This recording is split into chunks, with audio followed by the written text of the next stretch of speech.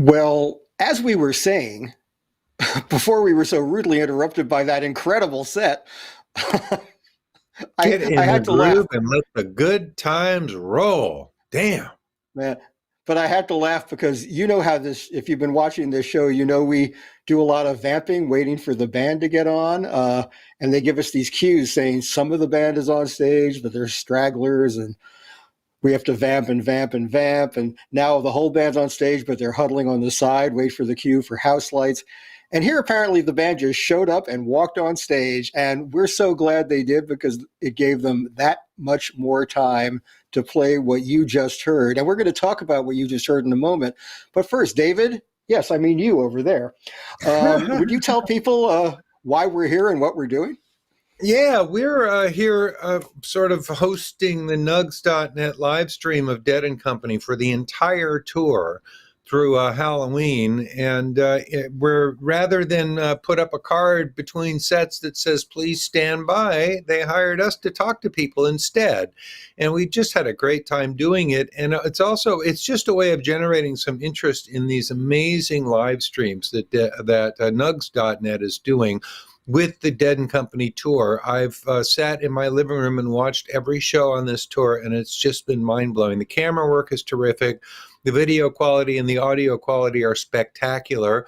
So to help draw attention to that, they've provided this extra programming here with these two old geezers talking to people about this music we love so much. You can go to livedead.co and find out what all the options are. And one of the things that this is about is that if you buy the live stream tonight, you can still go back and check out the first set, which you might not have seen live, because you have 24 hours to watch the whole thing. So And that's better it still, in a nutshell. better still, if you choose, if you were so knocked out by these shows as we are, and you choose to purchase the whole tour package, you can go back and watch from show number one. And That's you will right. have 48 hours to watch each of those shows from the time you start watching them. So that's a That, really cool deal. And so far, there there- has not been a show on this tour not worth watching, as far as I'm I, concerned.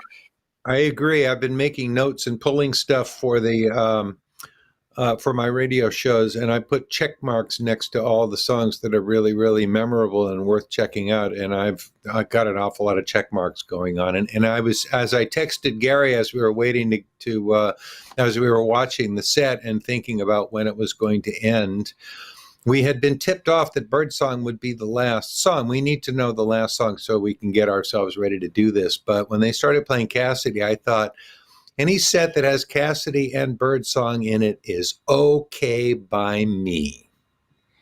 Indeed. And they were getting so deep into that Cassidy that I thought, well, maybe they're just going to extend this so far they'll drop the bird song. But no, they were all in, and thank you for that. But we have a guest with us who I'm sure will want to talk about the music with us. So let's run down the set list after we bring that guest in, David.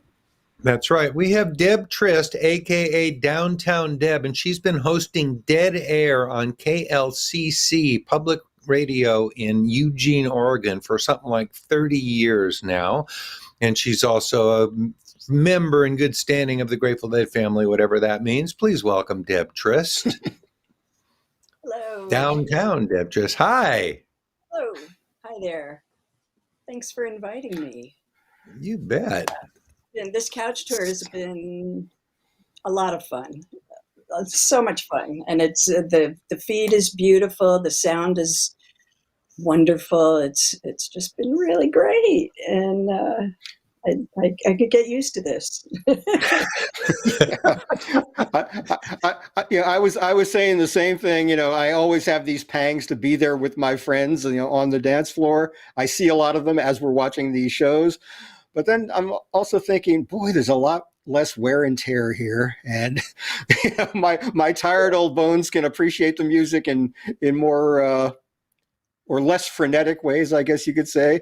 And you can really get into the subtleties of the music and the nuances and the facial expressions between the band members, the way they're relating to each other. Something you can't see from up on the lawn or even, 20 feet back from the rail. You really get a lot of the interplay. Let me quickly run down the set list, then we can talk about the music we just heard. They open with Good Times, the Sam Cooke classic. And I Feel Like a Stranger for the Ages, man, that just went on and deep. Next Time You See Me, Loser, They Love Each Other, again with a really fabulous instrumental stretch at the end. And then that wonderful Cassidy Birdsong combination. That's a if I had been given responsibility to make the set list, that's kind of the kind of set list I would have made. So I'm pretty happy camper here. Yeah, it was very melodious. I love that bird song. And I enjoy the way John Mayer does Pigpen's tunes. I like that. Yes. That's Yeah, been John great. is deeply steeped in the blues, really learned at the knee of B.B. King and Buddy Guy and those guys. So he's the real deal in that department. A highlight for me was John's extremely dramatic and cinematic solo on Loser. It felt like a little mini Sergio Leone Western in there. It's kind of an Ennio Morricone vibe to the solo, and I just loved it. So much to praise in that set, so much to praise throughout this entire tour. But Deb, let's get to you, because you have been in this world for so many years, and we are all three great lovers of radio and practitioners of Grateful Dead radio, to be specific. So tell us a little of your story. How I got into radio. Just We in had general, your life story. How about how I met the band? Because that was an unusual situation. I was working for the New Yorker magazine in New York, and I took my little transistor radio over to a repair shop that was close by in Midtown, and they were going to send it away because it was broken. So there was a kind stranger in there, and he said, well, let me take a look at it. I work for a rock band. And of course, magic, and music started coming out of the radio. And I'm like, well, what band? And he said, Grateful Dead. Are you coming to the shows? And I said, well, what shows? A little innocent. And he said, we're playing at Stanley Theater in Jersey City. This was September of '72. And just come, and he wrote down on a little Hotel Navarro card. And he said, just come and tell him the bear said it was okay.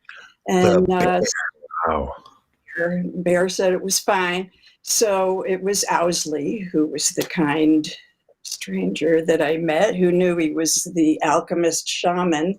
And so I went to the shows. There were 3 nights. They were momentous. Actually, when I got there, I got to the back door, and Sparky answered the door and said, oh, Bearsley, your friends are here, And it was some fine music. One of the shows ended up being a Dick's Pick. Right. And of course, I had photos, but then when I got a hold of Dick afterwards, I said, oh, you didn't use my photos. And then years later, David Lemieux got a hold of me and did use some of the photos for a Dave's Pick, the one from Wichita, which was not the exact show, but it was from '72, so they used it. They used those photos. So Bear, you ran into Bear in a radio shop. He fixed your radio, invited you to see the Grateful Dead. That is one of the coolest Deadhead origin stories I have ever heard. Really a good one. Take us from there. How did it go from there? Well, from there, within a month, I was driving cross country with a girlfriend of mine. And we went through Tulsa because I was a big fan of Leon Russell, God bless him. And Leon was actually at the Armadillo in Austin. World headquarters, yeah, in Austin.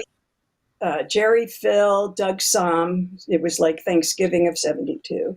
So we didn't see him, but we did go to his house. We did meet his brother, and he was making the First Church of God was being turned into Leon's studio at the time in Tulsa. It was very cool. But we kept driving. It took us weeks and weeks to get across country because that's how we wanted to do it. And we wanted to go straight to the Pacific Ocean, which we did. We went to Long Beach and pulled over. We're like, oh, yeah, here we are. and a cop shows up. And the cop is like, I smell marijuana, get out of the car. And he did not smell marijuana because we weren't stupid. And he started searching our shredded wheat and stuff. We were living in the car. And some guy was standing there watching this. And the cop said, do you know these girls? And he said, no, but I'm interested in police procedure. So he hung out, and the cop split, and we slept on that guy's floor that night. And next day, Grateful Dead was playing in Long Beach, California.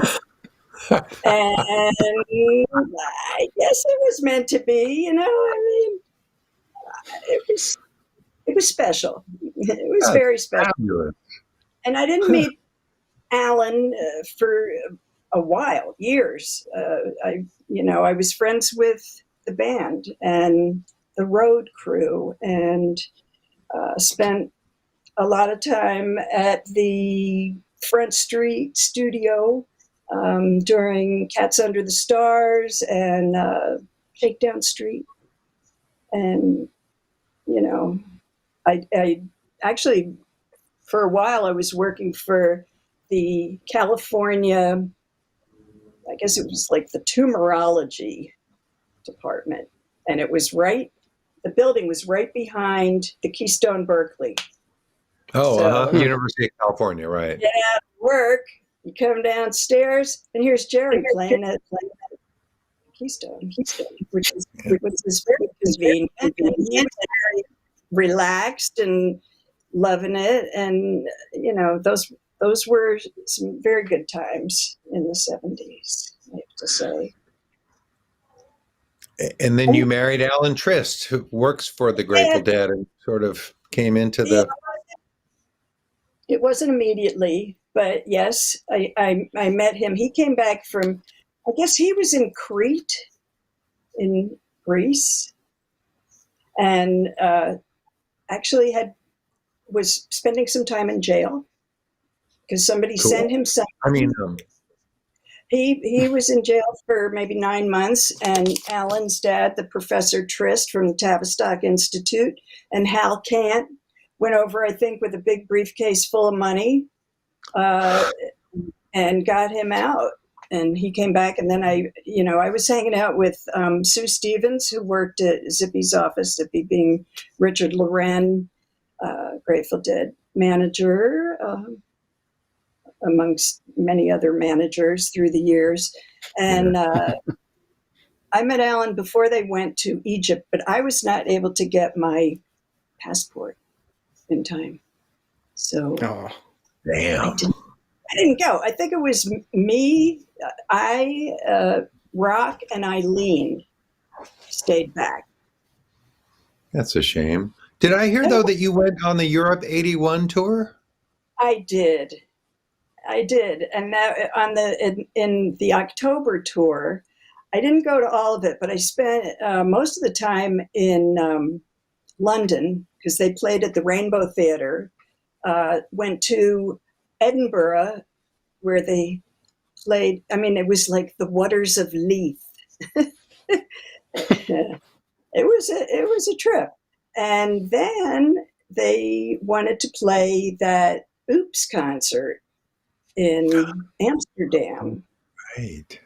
So Alan's like, okay, come on, bring Orion. My kid was not a year old, but he was fine.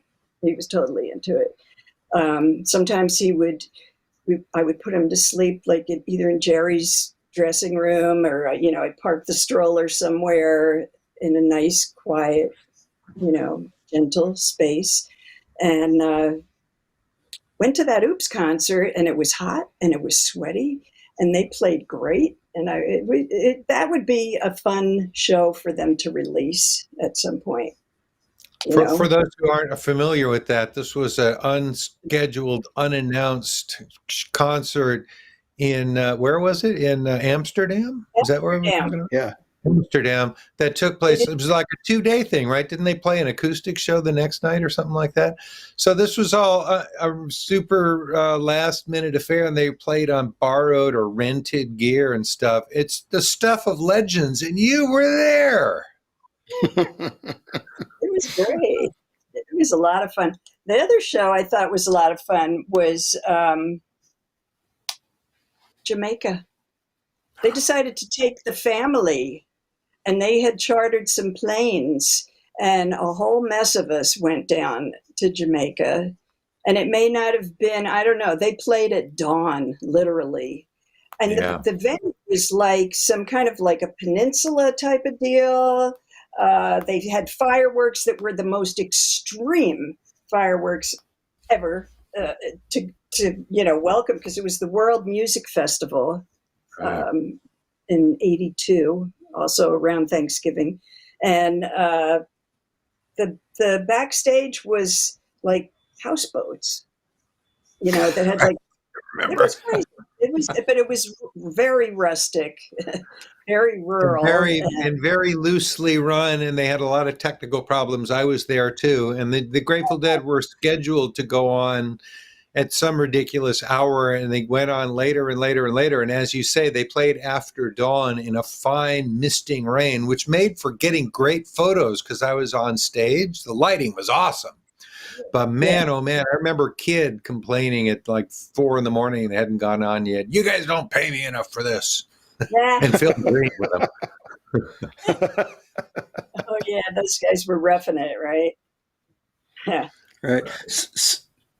So Deb, now let's come back around to radio and how you got involved with that, because you've been doing Grateful Dead radio, as David said, for decades now. And how did that become such an integral part of your life? Well, interestingly, and not really related, but back in the 40s, before my time, my mom did a radio show down in South Jersey, kilohertz. I still have this freaking thing. It was 1,000 watts, South Jersey's most powerful station. And I was born on Marconi's. Marconi's the guy that invented radio, right? So I was born on his birthday. Marconi. So I always felt this affinity with radio. After we moved up here from the Bay Area, there was a little station in town. It was an AM, like progressive rock AM station. And I called up and I said, I have this kind of collection of music, and I'll lend it to you, or it'd be great if you all would play more Grateful Dead. And the guy says, and he was wonderful. He had like one of these melted chocolate bar voices, like anyway, he said, "You've got a big city voice. You're the genuine article. You do the show." So It was on the job. I learned how to, cue up an album and put in the cassettes, and it was real radio at that point, splice the tape in the reel to reel and all that. And I went to about 3 or 4 or 5 different commercial stations. That was in '86, like April of '86. And by '91, I found my home at a public radio station called klcc.org at this time, because the stream, which is incredible. And I've been there for 30 years. So remind listeners when they can, anywhere on the planet, you can listen to klcc.org. It's Saturday evenings. What time? 7 to 9. I used to Pacific say, get time. your Pacific, 7 to 9 Pacific. But I used to say, get your dead before you go out dancing. But since not everybody's going out dancing these days, it has kind of become like an appointment destination, especially for Saturday night. People are so invested in it. It's been kind of miraculous. They're dancing in their kitchens and in their living rooms. And sometimes I'll do like a theme. If it was Labor Day, I did some work-related songs. And for a while, which was a lot of fun, I would take like a studio album from the band, and I would play all live versions in the same order. as, you know, as the actual studio. You know, I didn't play the studio cuts, and that has been fun. Or you know, it's been like a saving grace. This is, you know, this is such a strong community, and we have, all three of us have had this amazing experience of doing fundraisers for our stations, and it's just axiomatic that Grateful Dead fans are amazingly generous. And I mean, you know, I've been doing the fundraiser on KPFA for upwards of 30 years now, and the same people keep coming back.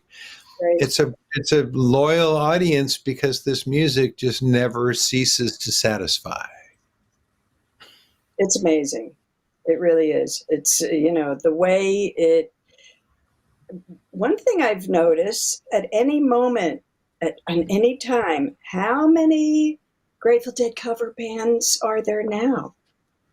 But with respectful recognition that is, you know, it's like feeding. It's juice. It's the energy is incredible. But there must be hundreds. Yeah, there are. There's a website called GratefulDeadTributeBands.com that tracks them, and you can go there if you're on the road someplace, like you land in Charlotte, North Carolina. You can go to their site and put in like the zip code, and they'll tell you if there's a Dead cover band playing nearby. It's a huge thing, and we all knew this. I remember having this conversation with Jerry in '81. That this music was going to outlive the people that made it. And it's true. There's all these guys in their 20s that really play this music brilliantly. And, you know, I mean, here, Bobby's training his replacements as we speak, you know, this is kind of a. Yeah. Yeah. And also, Bobby looks tremendous. He does. And well, they all look great. They're all playing great. They all look really happy and at ease with each other and on stage.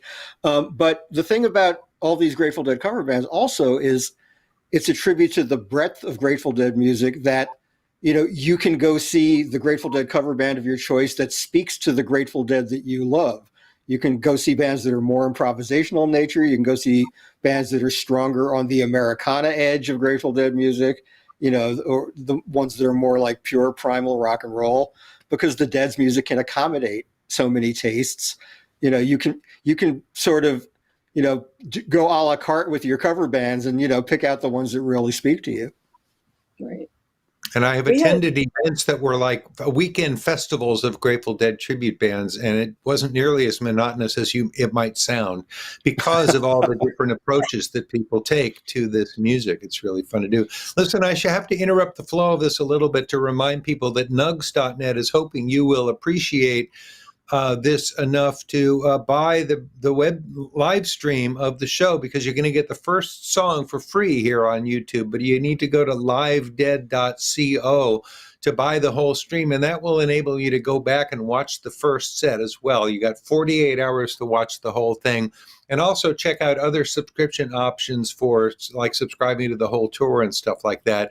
The band has taken the stage. We need to start winding this thing down here. I know, Deb, it just flashes by, doesn't it? That's fine. You know, I do want to say real quick, Phil Lesh came to Oregon Country Fair 2019 because there was no 2020.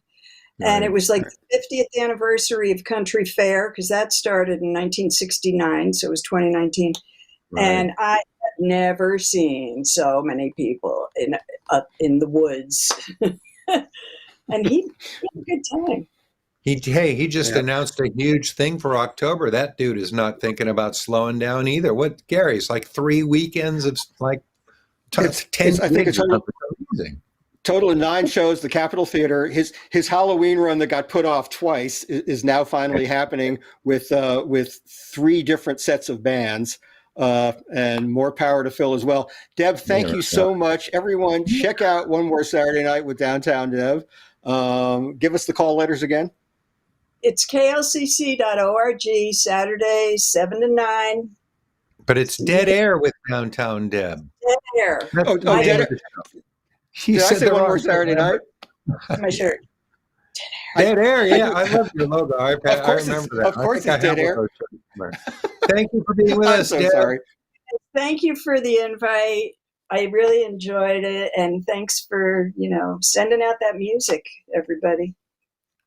All right, We're doing take care. everything we can. Thank you again. And That was great. Yeah, wonderful to hear from her. And klcc.org is the call, is how you get to that radio station, and they stream online Saturday evenings from 7 to 9 California time. And now we're doing that thing, Gary, BSing to fill the time before they tell us the lights are down. But we should mention that that the Dead and Company tour is available in many, many audio formats from livedead.co, and that there's a Nugsnet subscription that you can get now that allows unlimited streaming of many, many, many different things, including the complete history of Dead and Company going back to 2016. Yeah, everything except their first fall tour in 2015 is in the rotation, and so many other bands. Nugs provides a tremendous variety of music. I'm a big fan of just going back to listen to a lot of my favorite bands, in addition to all the Dead and Company stuff that's available there. And also, there is now a Sirius XM Platinum package that our other bosses at Sirius XM offer that also includes some Nugs.net content. So the synergy is just going nuts, folks, and we couldn't love it more. Anyway, now we're in that moment. We are vamping. They're giving us back all the vamping we didn't have to do at the start of the first set. How kind of them.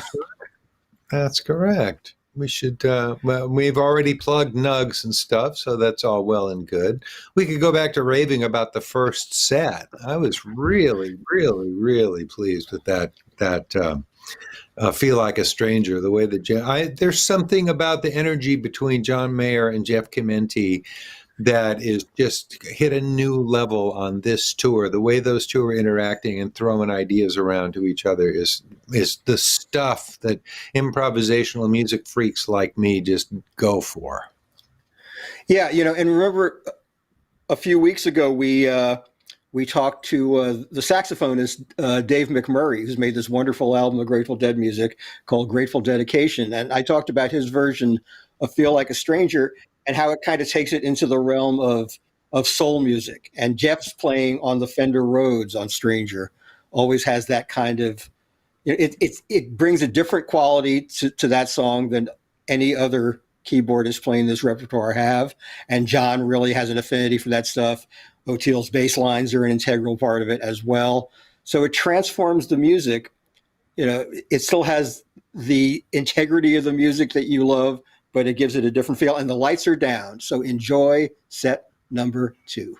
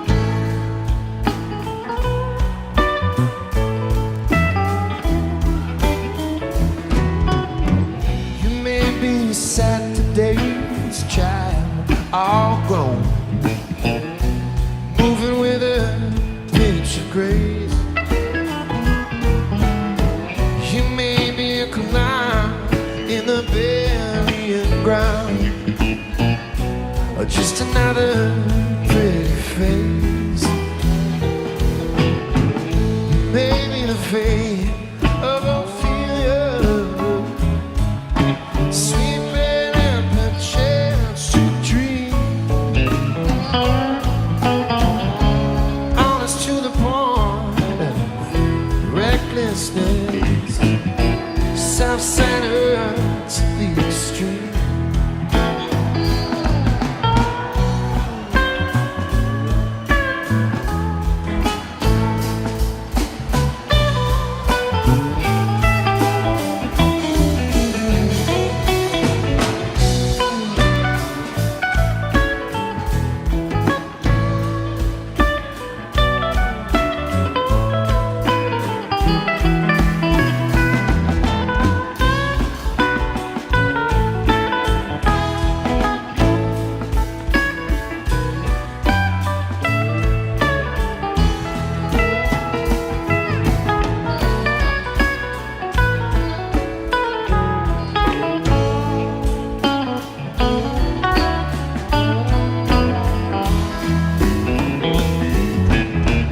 Ain't nobody messing with you but you.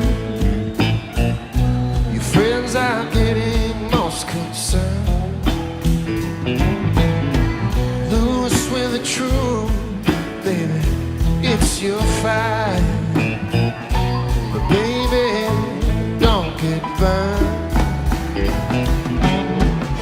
And when the smoke had cleared, she said, that's what she said to me. You're gonna want a bed to lay your head, and a little sympathy.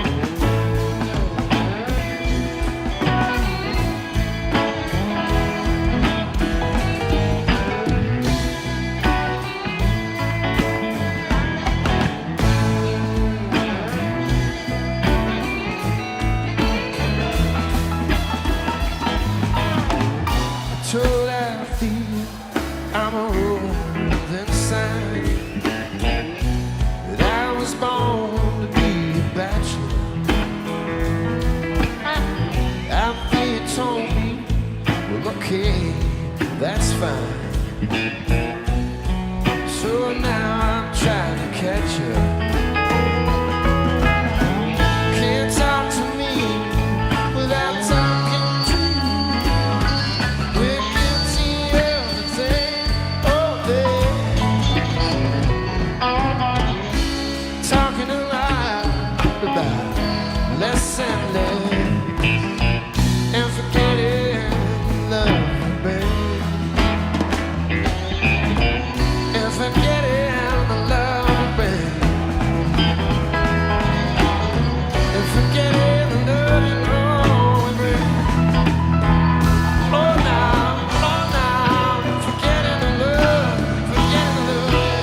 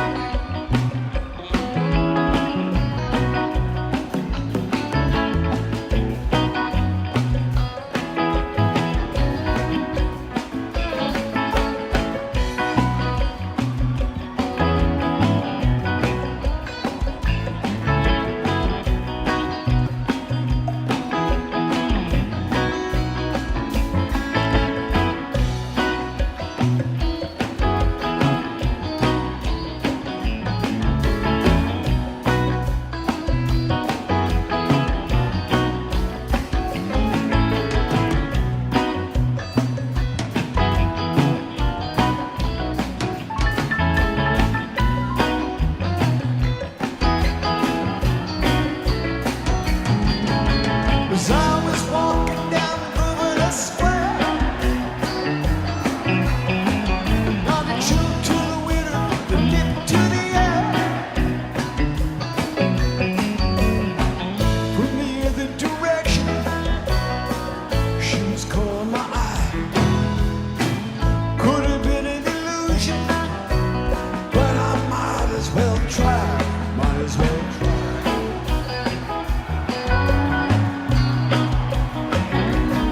She had rings on her fingers, bells on her shoes.